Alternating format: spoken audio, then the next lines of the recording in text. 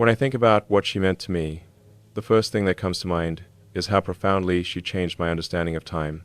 Not in some abstract, philosophical way, but in a very real, very human, very immediate sense. Before her, I treated time like most people do, as this infinite resource we assume will always stretch a little further, always give us another hour, another day, another chance to say the things we keep postponing. But loving her erased that illusion. She made me realize that time is the most fragile substance in the universe. It looks solid from a distance, but the closer you get, the more you realize it can vanish in an instant, without warning, without negotiation. When she walked into my life, she didn't just become a part of my future, she redefined it. Suddenly, every moment wasn't just something to pass through, it was something to build with. She had this effortless way of making simple minutes feel significant, like time expanded when she was in the room. Even the moments when we were just sitting quietly, doing absolutely nothing special, somehow felt meaningful. I didn't understand why at the time, but now I do. She was teaching me without ever needing to say the words that love isn't measured in the grand events, the spectacular achievements, the dramatic gestures. It's measured in the small, ordinary spaces we often overlook. Those spaces are where life actually happens. And then, when she was suddenly gone, those same little moments became the ones I missed the most. Not the big plans, not the imagined milestones, just the quiet seconds when she'd look at me and smile for no reason at all. Those moments that felt infinite when they happened now feel like snapshots from another lifetime. And the truth is, losing her broke something in me, but it also forced me to face a reality I think many people avoid. The people we love are finite. The time we share with them is finite. And pretending otherwise only blinds us to the urgency of being present. If there's one thing she left me with, one lesson carved deep enough that it changed the direction of my life, it's that love expands the value of time. It multiplies it. It makes every moment count more. And if we're lucky enough to experience that kind of love, even once, it becomes a responsibility. Because love isn't just something that happens to us. It's something we have to show, deliberately, consistently, while we still have the chance. I used to think that the future was a distant horizon, something you reach by focusing on what comes next. But she taught me something entirely different. The future is actually shaped by how deeply you show up in the present. And the irony is, it took losing her to finally understand just how right she was. I would give anything, absolutely anything, for one more mundane, ordinary, quiet moment with her. One more chance to say, I'm glad you're here. One more moment to make her feel the way she made me feel. That time pauses when love is real. But since I can't have that moment again, the only way to honor it is to live differently now. To value the people who matter. To say the words instead of waiting for the perfect moment. To understand that time is not something we preserve, it's something we spend. And if we spend it on the right people, in the right way, it becomes the most meaningful investment we will ever make. The depth of what we feel for someone can change the trajectory of our lives, but the fragility of time reminds us that we must act on that love while we still can. Because the harsh truth is this, the universe doesn't wait for us to be ready, and that's why we can't afford to wait either. The moment you realize that love is finite time, and time is finite love, is the moment your life truly begins. There was something about the way she carried herself that I didn't fully understand until much later. It wasn't loud, it wasn't dramatic, it wasn't the kind of strength that tries to take up space in the room. Her strength was quiet, almost subtle, yet it had this gravity to it, like a force field that kept chaos from overwhelming the people around her. She never had to declare that she was resilient, she just was. And being near her made you feel like you could be, too. What struck me most was that her resilience didn't come from pretending everything was fine. It came from acknowledging the hard things without letting them define her. She had this habit of pausing before reacting, as if she were giving life a moment to soften its blow. And somehow, it always did. I watched her navigate challenges that would have broken other people, health scares, losses in her own family, moments when her dreams hit obstacles that felt impossible to overcome. Yet she faced each one with this quiet, steady determination. She wasn't fearless. She simply refused to let fear dictate the terms of her life. And I'll be honest, that baffled me at times. I've always been wired to push through things, to accelerate, to solve problems with force or innovation or intensity. But she taught me there's a different kind of strength, one that doesn't need friction to prove itself. Her strength was in the way she chose kindness even when she was exhausted.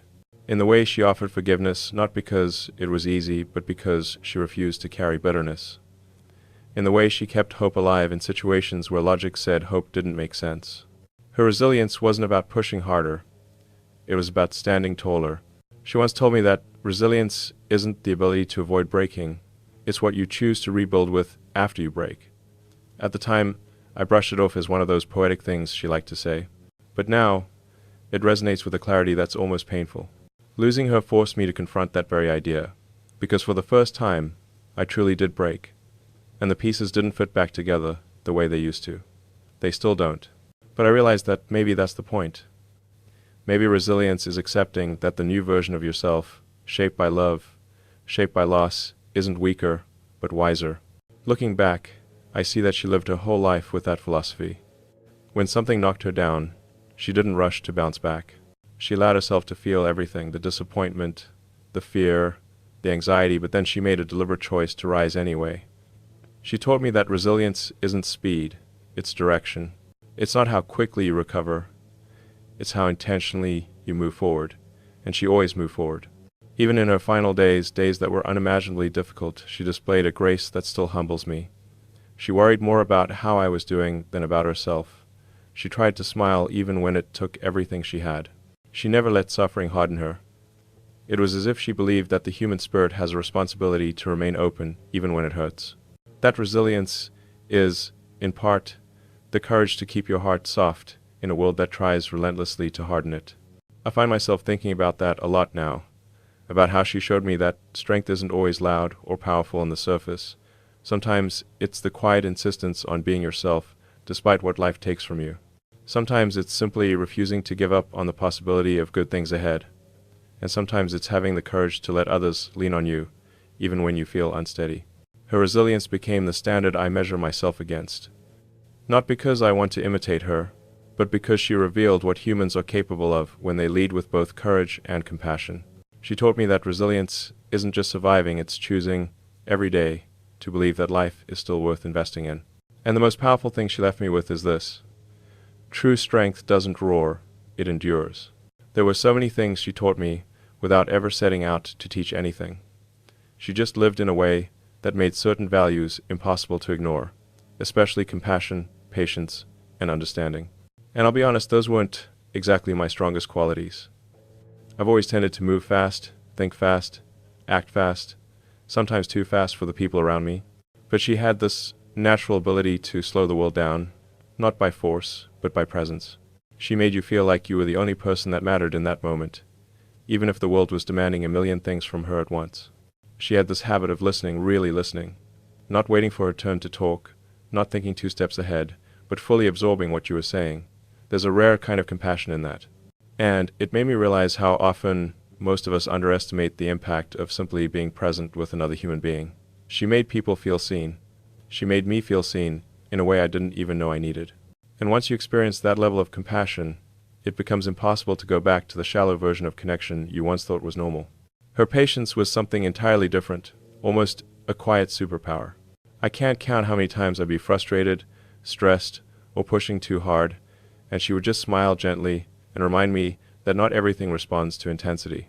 She believed that some things, especially the most important things, require time, care, and a willingness to let them unfold naturally.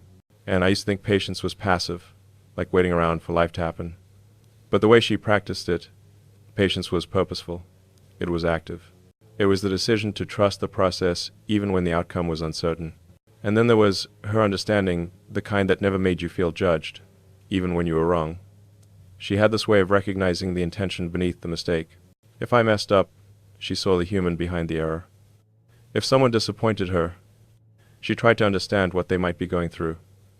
It wasn't naive optimism, it was empathy, grounded in strength. She once told me that understanding someone doesn't mean excusing them, it simply means acknowledging their humanity. And that perspective changed the way I interact with people more than anything else. But what really stands out now, after losing her, is how these 3 qualities, compassion, patience, understanding, are deeply interconnected. Compassion allowed her to care, patience allowed her to stay, and understanding allowed her to forgive. Together, they created an environment where growth wasn't just possible, it felt safe. She showed me that love isn't just about emotion. It's about the daily choices that nurture connection. Choices that require empathy even when it's inconvenient.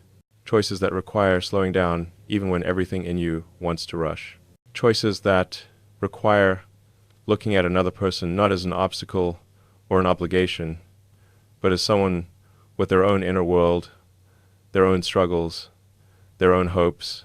Losing her forced me to reflect on how often we overlook these qualities in our relationships. We value ambition, productivity, intelligence traits that push things forward.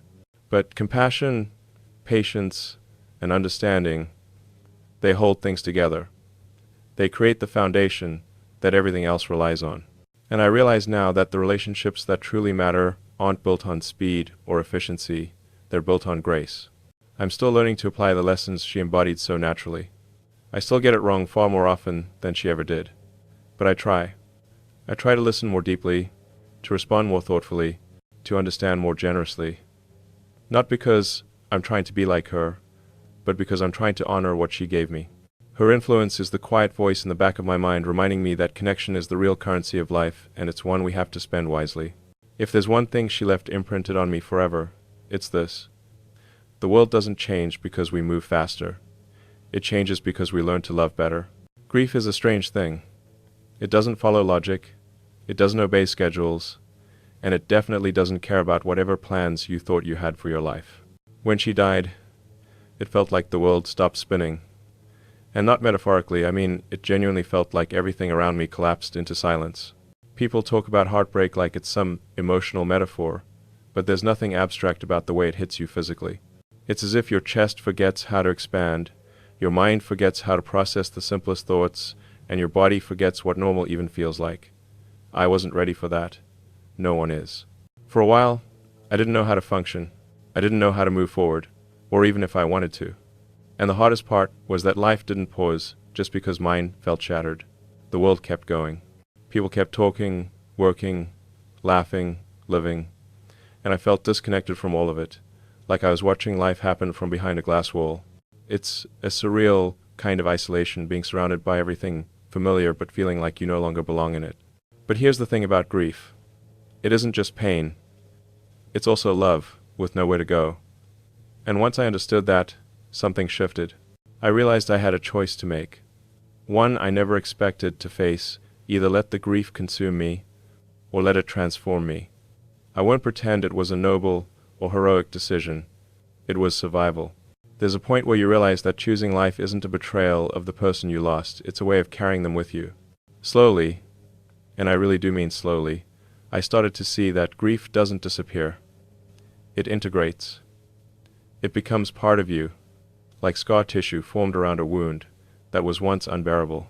And that scar tissue doesn't make you weaker. It reminds you that you endured something that could have broken you entirely. But endurance alone isn't enough.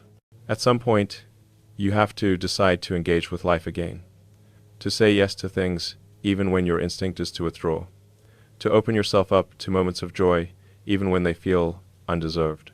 What surprised me most was the realization that grief and hope can coexist. They don't cancel each other out. You can miss someone with every cell in your body and still choose to build something meaningful. You can cry over what you lost and still plant seeds for what might come next. You can feel the weight of absence and still move toward purpose.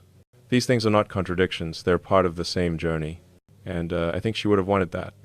She wasn't the kind of person who lived for tragedy or martyrdom. She believed in growth, in progress, in possibility. She believed that life is worth participating in, even when it doesn't look the way we imagined.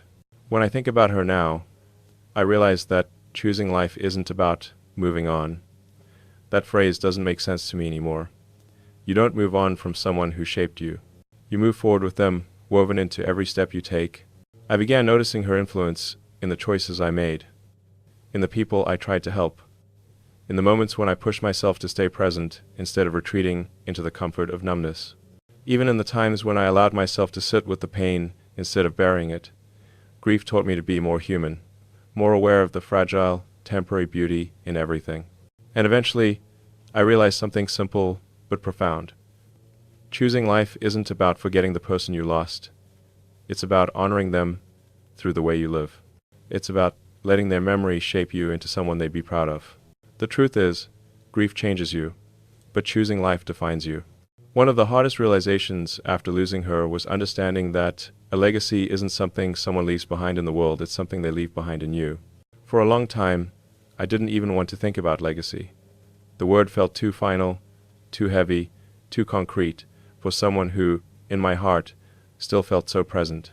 But as time passed, I started to recognize that carrying her legacy wasn't about memorializing her, it was about integrating the parts of her that shaped me into the choices I make every single day. She had this ability to make people feel valued in a way that was almost disarming. It didn't matter who you were, she had a way of highlighting your strengths without ignoring your flaws. And somehow that made people want to be better. Not out of pressure, but out of possibility. And I realized that one of the greatest ways to carry her legacy forward is to try, in my own imperfect way, to give people that same sense of possibility. Not in her style, not with her voice, no one could replicate that, but with my own actions. The more I reflected, the more I saw that her legacy wasn't defined by achievements or accolades. Her legacy was built from moments where she chose kindness over convenience, honesty over comfort, presence over distraction. I started asking myself a question I'd never asked before. What would the world look like if more people lived with that kind of intention? And if I wasn't sure how to answer, I knew one thing for sure: I wanted to live in a way that pushed that vision forward.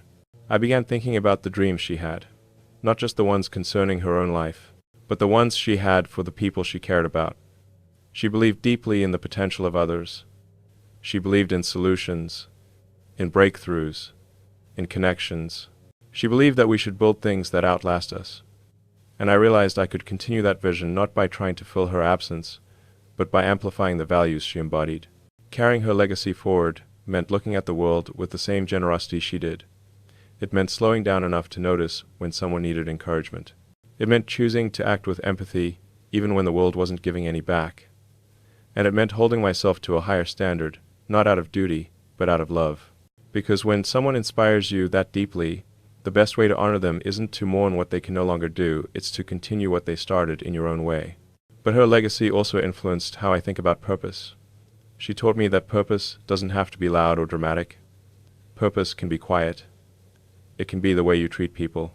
It can be the way you stay committed to your principles even when it's inconvenient.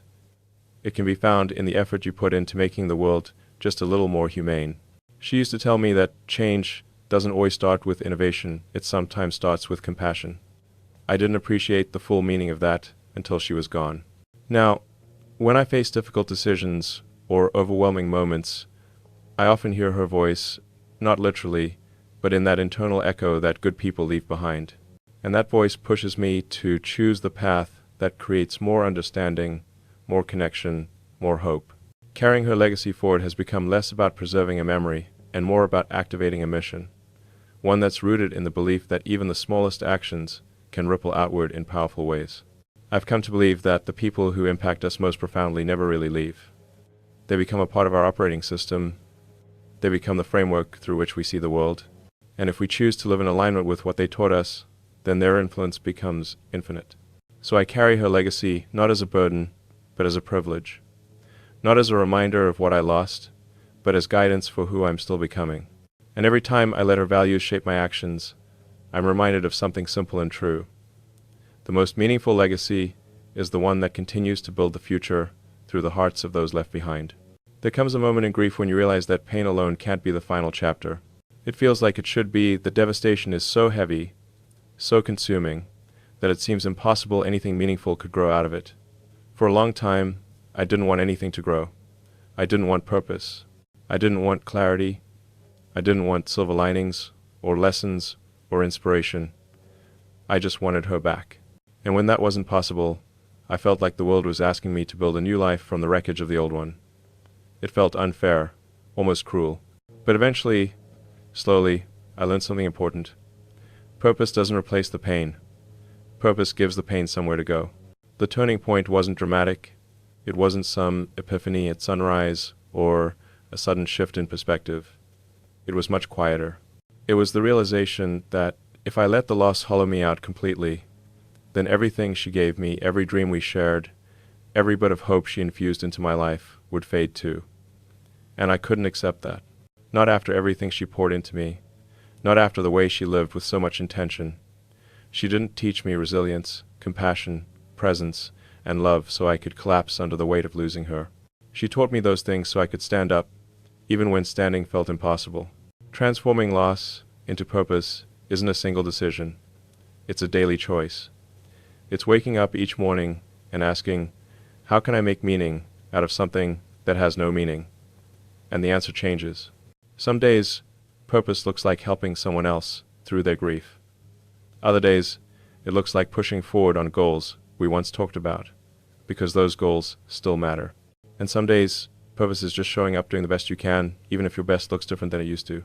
I started to see that purpose could be fueled by love instead of pain. She believed in making things better, in solving problems that seemed impossible, in moving humanity forward even when progress felt slow. And while she might not be here to witness the future, she is absolutely part of the reason I keep working toward one.